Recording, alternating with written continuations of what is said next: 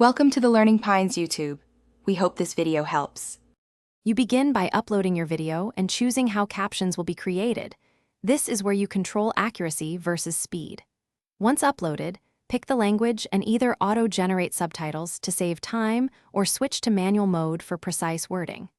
Make sure the project aspect ratio is correct so captions don't crop. That affects placement and font size. Start with a short segment to confirm timing and style before processing the full file, because that saves rework.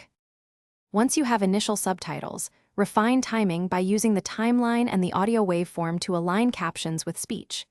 You'll split lines, merge brief fragments, and nudge start slash endpoints for natural reading speed. Next, style captions.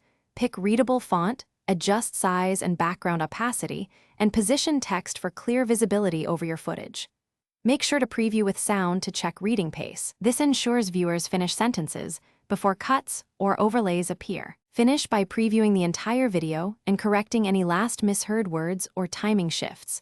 Watch at full speed to catch quick cuts. Choose export settings.